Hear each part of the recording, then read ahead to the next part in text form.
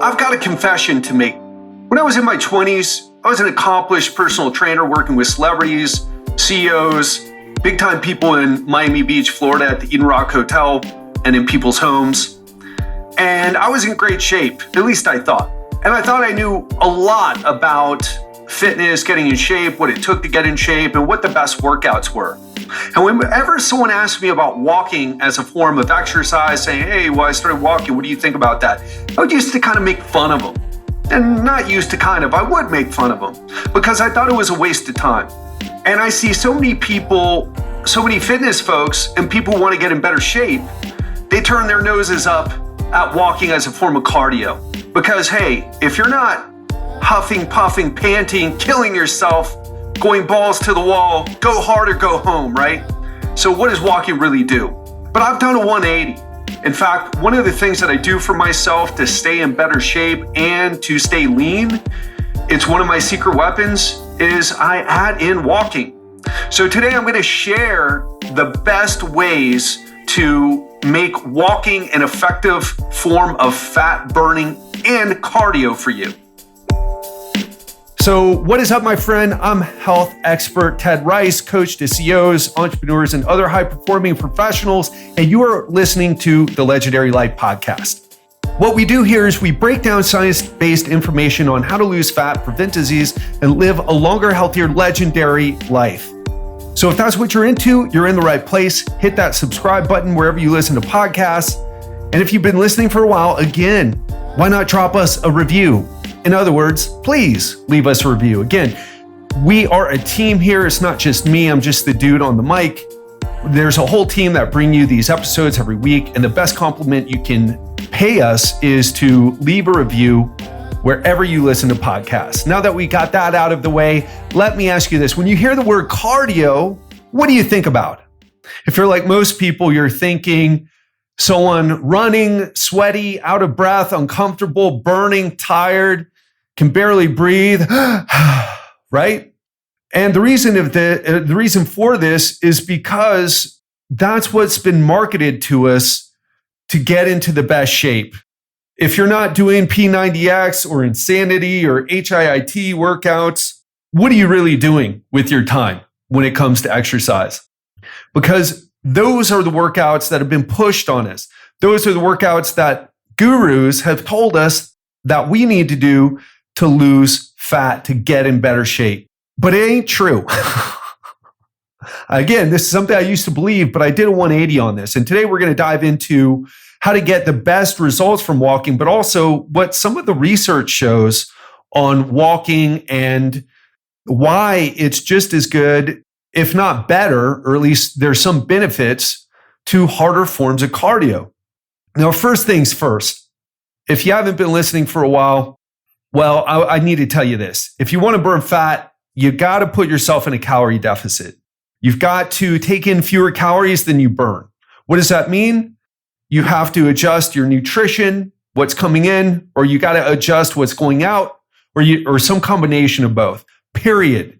It's not about carbs. It's not about ketosis. It's not about insulin levels. It's not about your stress hormones. It's not about any of that. It's not about your metabolism or your hypothyroidism or your premenopause or your postmenopause or your andropause, okay? Let's get that out of the way. That's old news. That's people who are great at marketing but aren't telling you the truth, okay? So now that we've got that out of the way, well, it's true that you burn more calories per minute when you work harder, like doing high intensity interval training. You can only work out at a high intensity for brief bouts before you're tired, before you give out.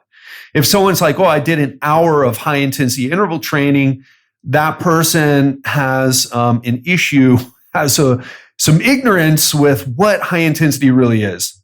Okay, it has to do with the percentage of your heart rate max. I'm not going to go into the details about HIIT. And there's a lot of benefits to HIIT, but even if you're doing HIIT, there are a lot of benefits to walking, to easier forms of cardio. And one of the issues with the harder forms of cardio training, like high intensity interval training, is that let's say you're totally out of shape and you get into high intensity interval training, you're putting more force through your joints, or, there's ways to do it that are easier on your joints, but what most people do, it will put more force through your joints. It's also harder to recover because it jacks up your stress hormone levels, which makes you fat, right? No, only if you're eating a lot of calories. By the way, just a quick tangent. What that means is if you are eating more calories, you got high stress hormones. What that happens, or the hypercortisolemia, is that you're going to store more fat around your midsection. But again, it's ultimately the calories. So back to this idea, we want to burn a lot of calories, but we need to weigh the pros and cons, right? And another thing that really sucks is that high intensity interval training, especially if you're not properly prepared for it, if you haven't done your aerobic base work, your so-called aerobic base work, there's a lot of pain. It sucks. You feel like you're going to die. So how can you get the gain without the pain? And walking is one of the best ways. And even if you're doing some high intensity interval training and you don't relate to what I'm saying, you're like, no, I do high intensity interval training. I get my heart rate up. In fact, I do it regularly, feel good. Walking is still a great thing that you should be adding into your life if you want to make fat loss easier and to just improve your longevity. So it's easy to dismiss because you look at walking and it's just not what's popular in society. People go to Tough Mudders. People, join these high intensity interval classes. They do Insanity or the new Insanity or whatever Beachbody is promoting. You do all this stuff at home.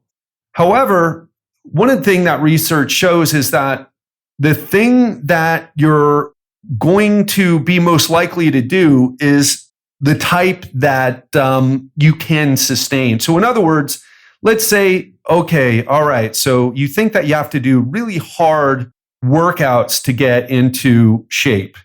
And you do them, but you're like, oh my gosh, this sucks. I hate working out.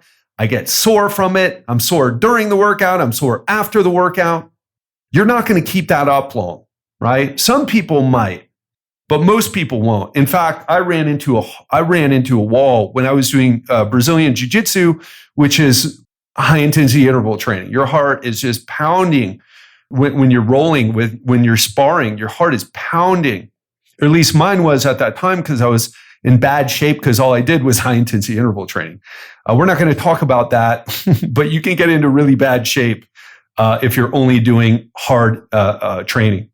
That's why walking is so magical. That's why it's maybe the unsung hero of cardio workouts. So let's talk about how to use it to burn more fat and to get healthier without burning yourself out.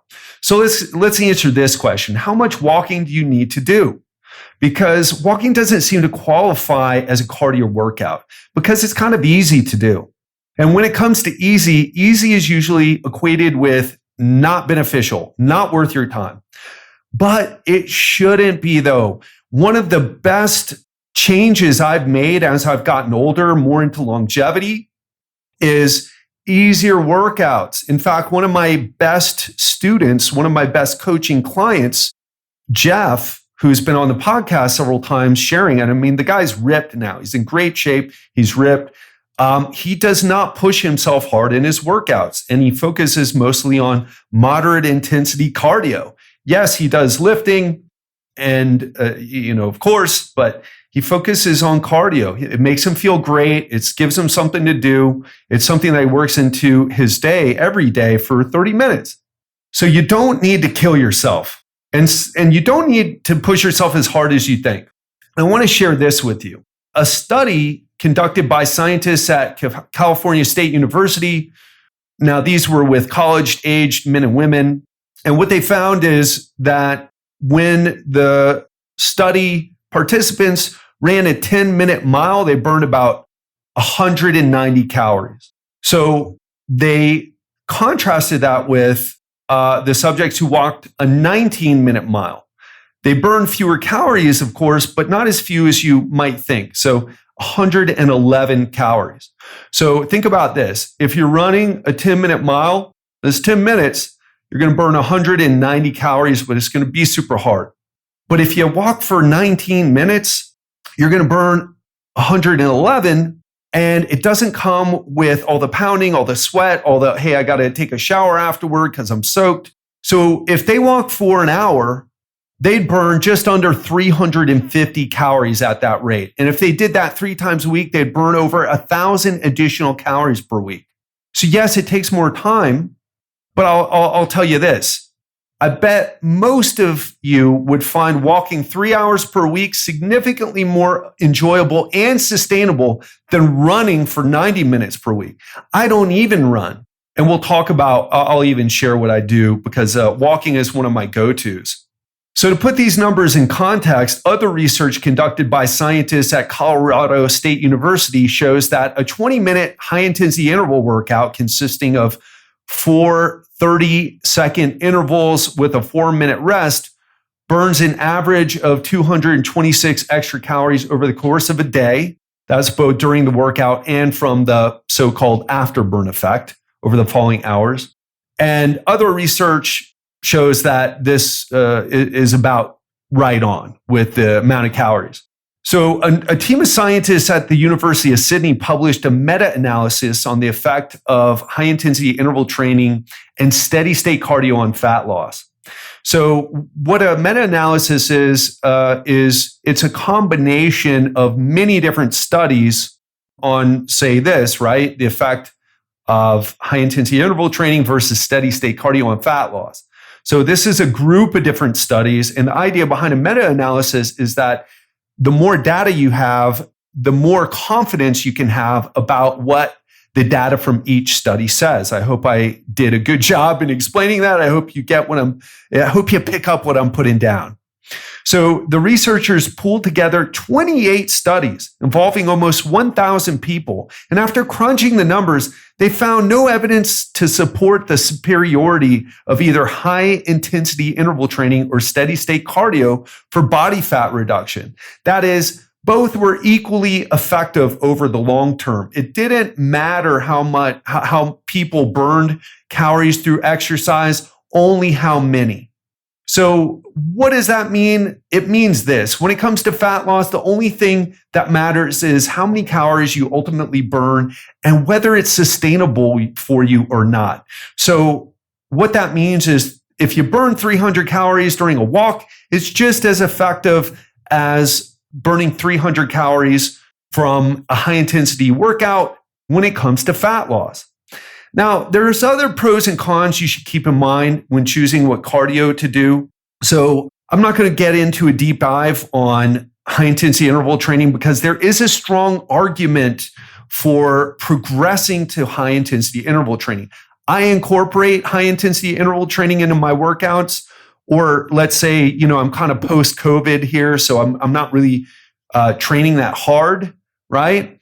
I'm building myself back up. I don't believe in jumping into hard workouts when you're not prepared for them. So I'm building myself back up. But there's a lot of research that is starting to show that high intensity interval workouts are something that we should incorporate for optimal health. However, we have to be honest, let's say, about where we are. Like for me, when I was in Mexico a few months ago, I was doing high intensity interval training by doing Muay Thai classes. The classes were hard. My heart rate was up. I was doing 3-minute rounds with 1-minute rest. That's pretty typical when it comes to Muay Thai or boxing. And so my heart was jacked up doing all types of combinations with kicks and punches and knees and elbows and clinch work. But then I got COVID when I came to Brazil. So what happens after a sickness is you kind of lose fitness. Not kind of, actually. You lose fitness. You become unhealthier, right? You become less fit.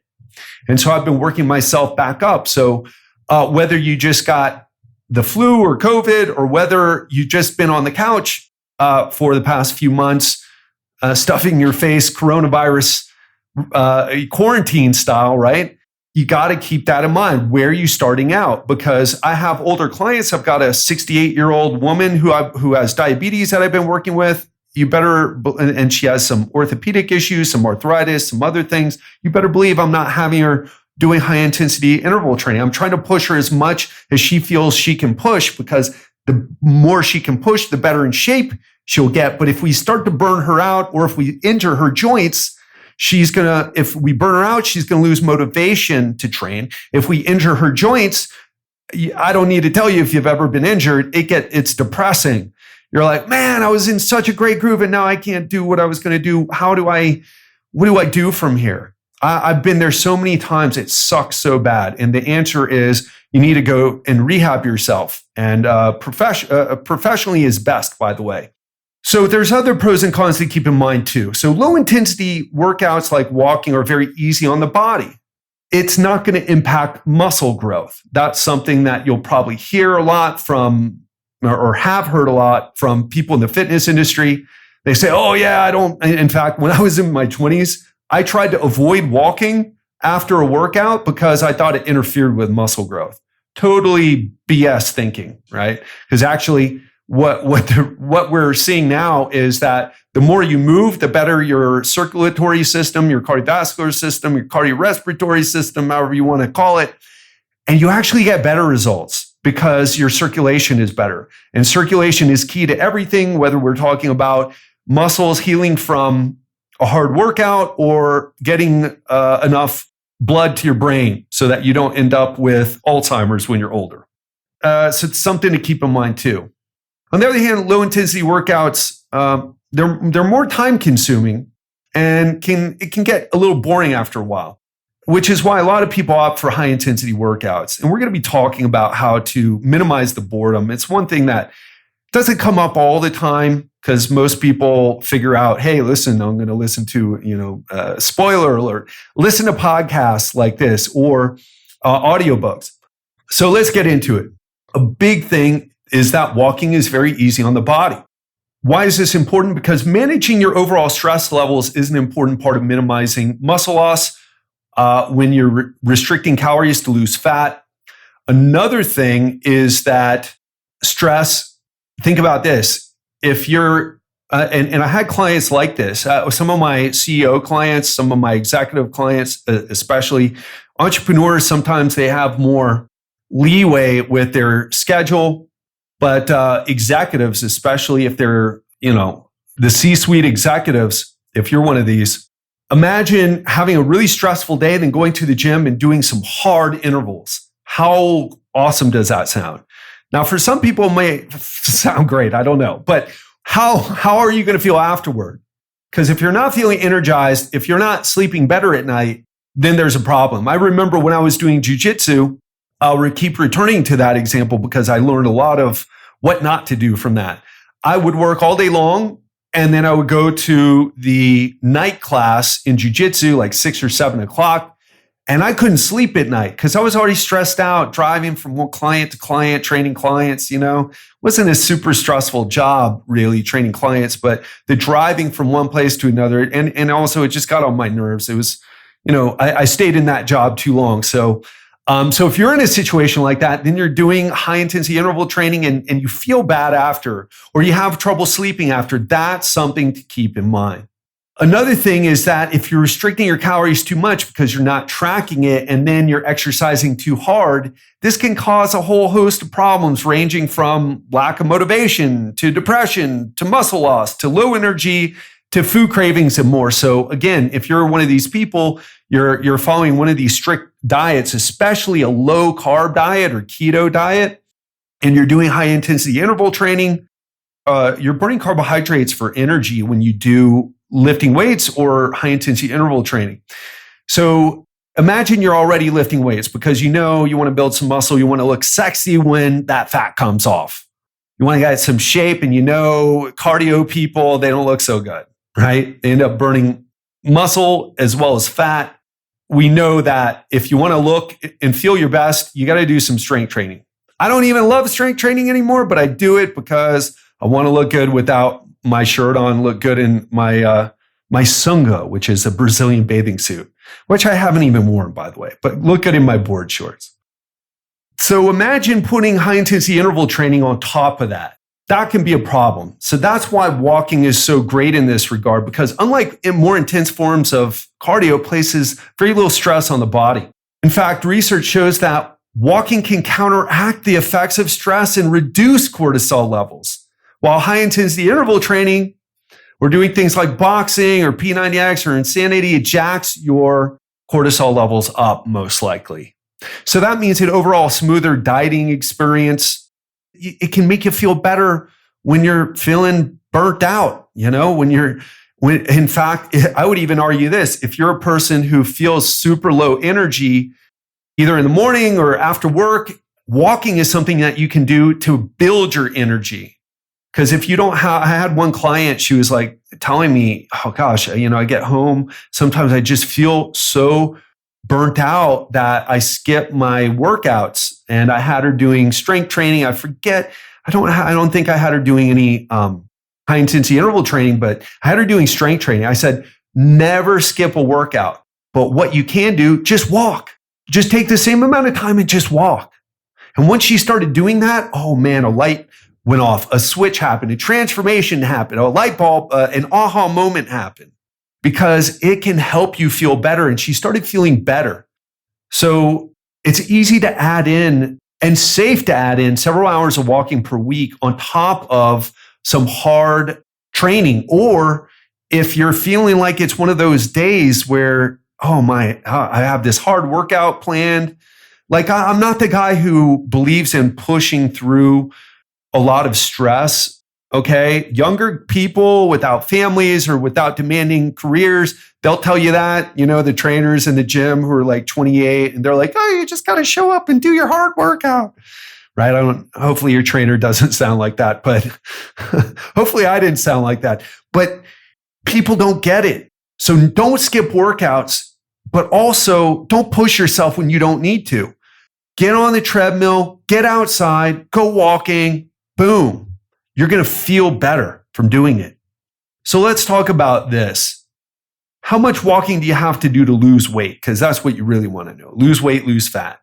So the biggest downside to walking as a form of fat loss is it doesn't burn all that much energy, right? For the average person, we're talking about 200 to 400 calories per hour. And that's based on your weight, by the way, and also the speed, and also, whether you're walking up hills or not. But to put that in perspective, a pound of fat contains about 3,500 calories worth of energy. And you have to burn quite a bit more than this to actually lose that pound of fat. So we're not going to get into diet math right now, but just keep that in mind. What that means is that even when your diet is right, even when you got your calories dialed in, you'll need to walk a lot, several hours per week, to really speed up fat loss. But here's the silver lining though. Walking is so easy to incorporate into your routine. And every additional calorie burn helps move the needle a little. I want you to keep that in mind, because we love to have this all or nothing approach where it's like, hey, either I'm pushing hard or I'm doing a 30-minute workout or an hour workout or a 90-minute workout or a 45-minute workout. But if I just walk 5 minutes, that's a waste of time. No.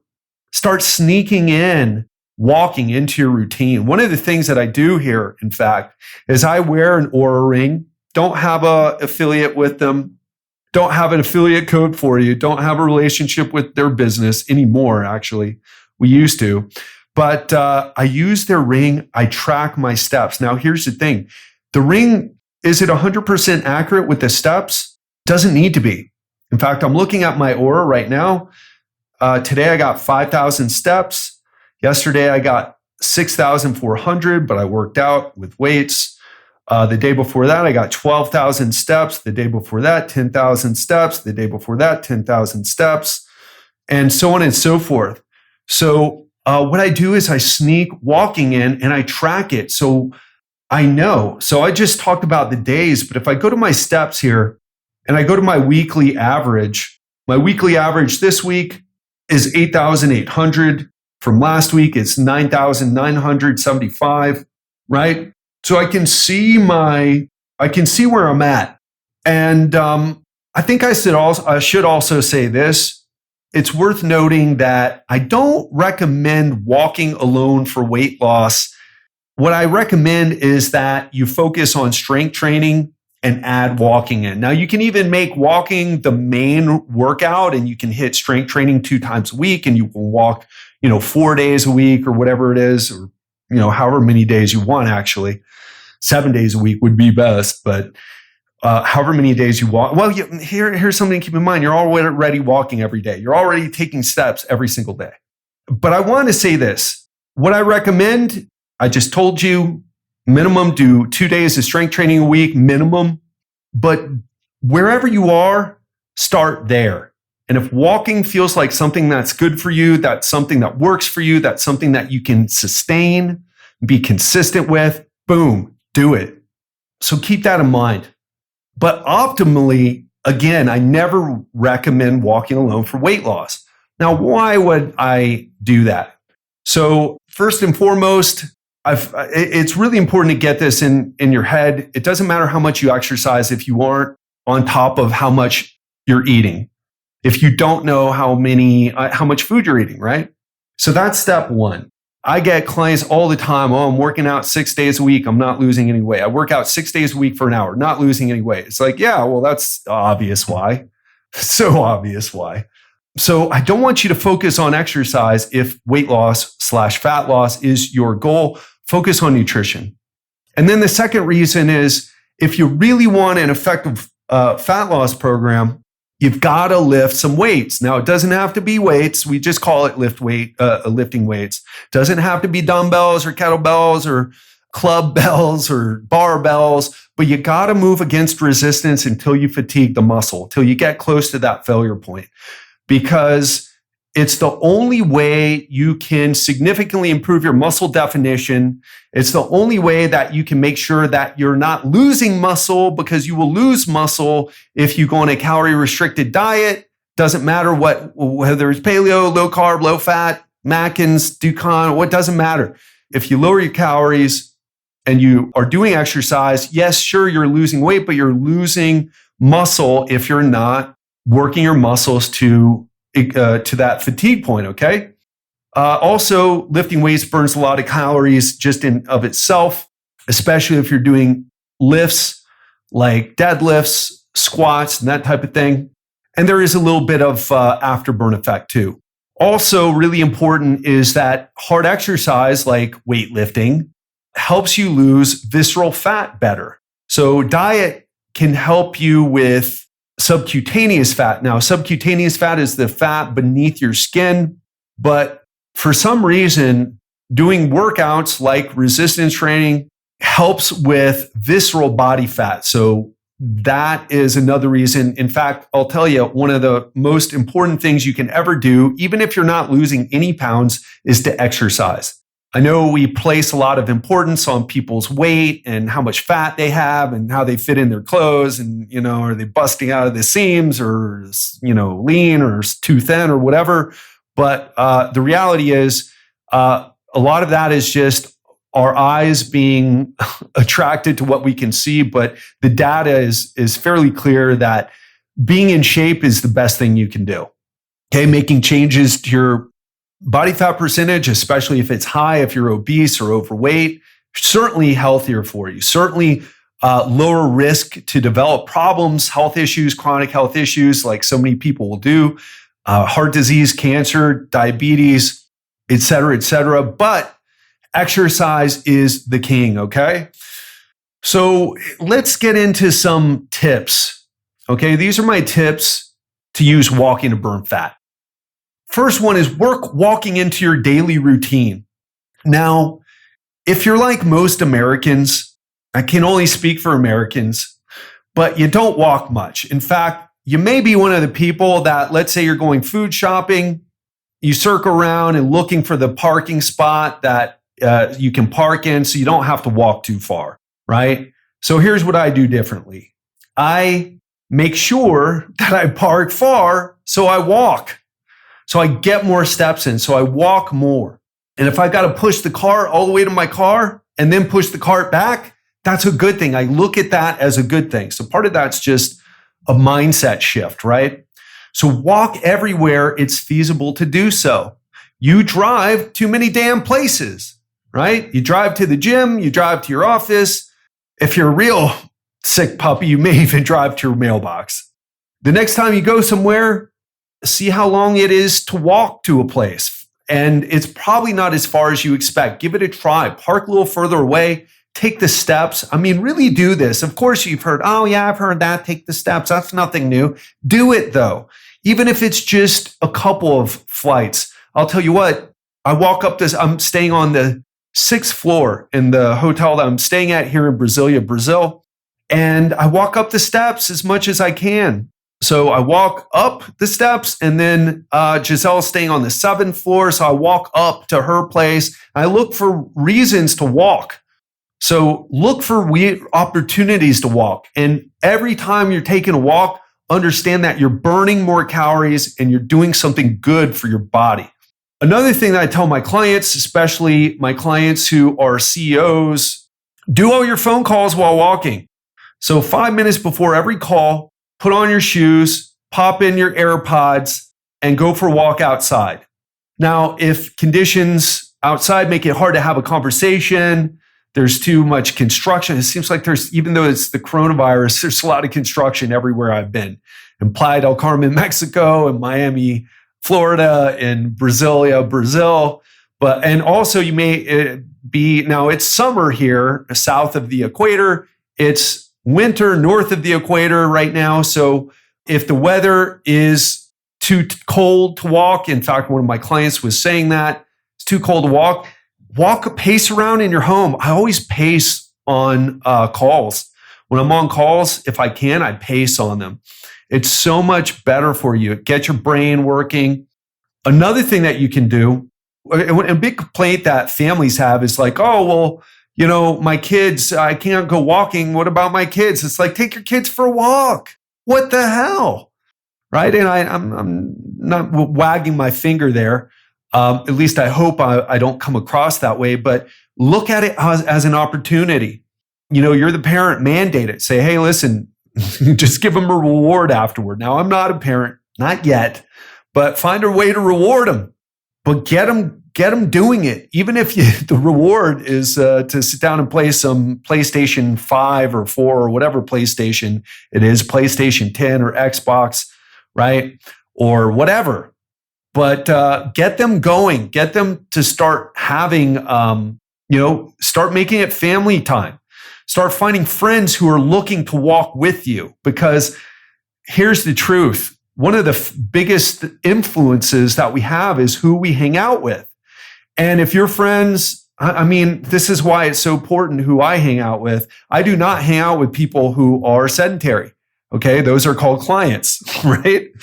I'm sorry to say, right? But I won't hang out with people who are sedentary. Let me be clear about this. I will be friends with someone. Obviously, not all my family are super into fitness. My cousins and, their children. But if I'm going to have like a regular relationship with someone, I want someone on the same page as me. So find people. You can start some new friendships this way. All right. Another thing you can do is start listening to podcasts or audiobooks. This makes your walks go by faster, and it's like you're getting 2 for 1. This is one of my secret weapons. If you're walking by yourself, you get smarter. That's how I come up. When I'm like, this is why I never, or let's say hardly ever, get what do you call it? Writer's block.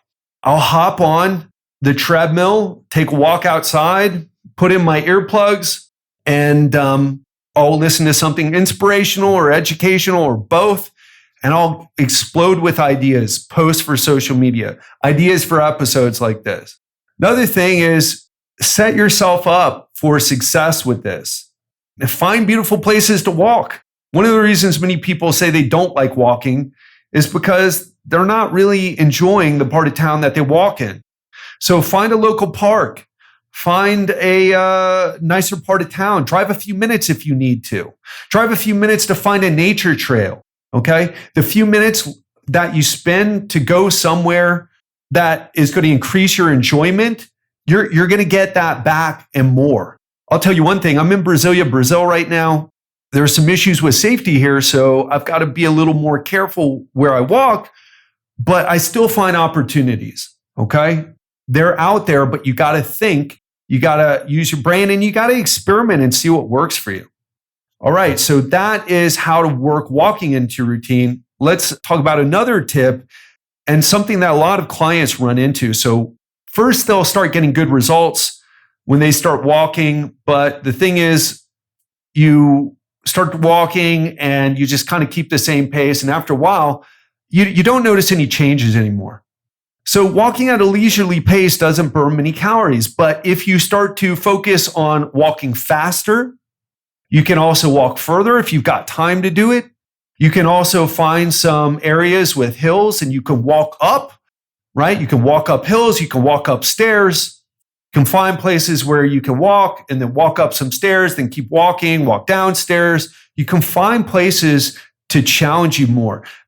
Now, I'll talk about treadmills in a bit, but this is something that you want to do. So keep in mind, if you push yourself a little bit harder, and we're just talking a little bit here, you're going to get more out of it. And of course, if you push yourself a little bit longer, more calories you'll burn as well. Another tip I want to share with you is make sure you get good shoes. The worst thing that you can do is to be walking a long period of time in shoes that don't feel good. Let's just call it that.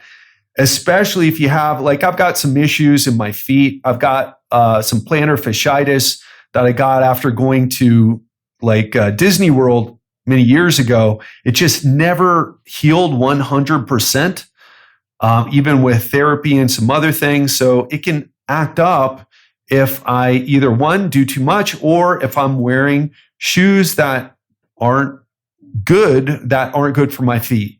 So find some shoes that work for you. Now, personally, I like Adidas with the boost, but not too much of a boost. Some people like big cushions. I think that's a bad idea.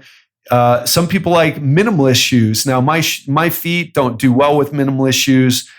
I just have maybe too much wear and tear. But minimalism is good if your feet can handle it, and you got to get into it slowly. But just find some shoes. And the way you know is, how do my feet feel after walking for a while? So a good rule of thumb is, if your shoes are so comfortable that you forget you're wearing them, you're on the right track. So number 4 is to challenge yourself with either a weighted backpack, a weighted vest. This is called rucking if you're in the military or former military. I'm not a huge fan of rucking personally, but I've done it before. And if you add a vest, it's like you burn more calories, right? You burn more energy to carry more weight around. It's a law of the universe. It's a law of physics. However, if you add weight too fast, it can cause a repetitive stress injury. So start with light weights. We're talking, just add 10 pounds starting out. If you're a guy or a bigger person, maybe 5 pounds if you're a smaller person or a woman, and just start to, and maybe even back off on the time that you walk. Okay. You don't want to add more to everything. You want to slowly ease into things. Okay. You have to let your body adapt. So that's something that you can do. Again, I'm not a huge fan of this. I just don't like the way partly because I'm going to get to what I like the best, my secret weapon, and in a bit, but this is an option. Okay. So I do have clients that like this, especially if they're former military. I know a lot of people who like this as well. I personally don't. So my personal favorite is this. I like to walk on a treadmill. When I'm doing a workout walk, I use incline on a treadmill. And listen, if you use a treadmill, if you're like me and you enjoy using a treadmill, you do not put that speed up. You jack that incline up, okay? When I was a personal trainer, I would mess with people sometimes because I'd see them running. And if you ever been on a treadmill, especially in a place where it's not super level, you almost feel like you're running downhill. Like, what is that about? It's totally a waste of your time. So even if you're a runner, if you run on the treadmill or if you walk on the treadmill, put some incline. And the goal should be not to go as fast as possible. The goal should be increase that incline as much as you can. Again, go in increments, find what feels right for you. because it adds resistance, but it adds resistance in a way that's going to work your glutes, your hamstrings, and your calves. And it's so much easier on your knees than running if you're a person who doesn't like to run because your knees are a bit jacked up like mine. If you put the incline on the treadmill, whoa, you can get a great workout because it's not about how fast you're going. It's about how hard your heart is working and how long you keep that heart rate there. And it is so easy to jack your heart rate up with the incline over adding speed. And adding speed adds a lot of stress to your joints, while adding incline adds stress to your joints as well, but you're going to feel it more in the muscles, and it may even make your knees feel better like mine. So that is my secret weapon. So listen, here's the bottom line. Let's wrap things up. A lot of people hate cardio workouts because they think that they need that to do that all out, run for your life. Your lungs should be on fire, your muscles should be on fire, and you should feel terrible, or you're wasting your time. But they're wrong. I know, because I used to be one of them. I changed my mind about this, and I stay lean. So much more easy to stay lean. I can see my abs all the time. Now, sometimes I can see the veins on my abs. Sometimes, like when I went through that period of time with my dad, that vein went away, but I can always see my abs. I'm always putting this stuff into action. I was taking walks, even when I was feeling so stressed out, taking care of my dad. Even when I felt like I could barely do strength training, I just was under so much stress, I could still go out there and walk. I use this. I use it for myself. I use it for my clients. It works. You just got to open your mind. You just got to tweak a bit. You got to experiment and find what works for you. So if you want to start doing cardio and you want to start slow, start with walking and follow the steps that I shared with you. The secret techniques.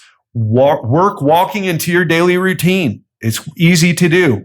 Play a game. Measure your steps. Try to hit, you don't need to try to hit 10,000. Just try to add an extra couple hundred or 500 or maybe even 1,000 and try to increase it over time. Make it into a game. 2, walk faster, further, right? To increase the benefits that you get. 3, make sure you wear the right shoes. Super important. 4, you can try rucking, which is using a backpack or a vest. And 5, if you use a treadmill like I do, make sure you take advantage of that incline. All right, do that. You're going to lose fat faster and get healthier. One of the things that matters for longevity is how active are you, even when you're not in the gym. Okay, that is the secret that all the people who live for such a long time in the blue zones, the areas that have a disproportionate amount of centenarians, people who live to 100 and beyond, they don't have gym memberships. They don't have even gyms, but they're out there, they're moving their bodies, and they do it regularly. And that is one of the big changes that I've made personally and professionally when I work with clients. It's a key to success. So that's what I want to leave you with. Hope you enjoyed today's episode. Again, if this is your first time listening, make sure you subscribe. And if you enjoyed this episode and haven't left us a review yet, please do. It's the highest compliment you can pay to us. Enjoy your week. Speak to you on Friday. Love ya and have an amazing week.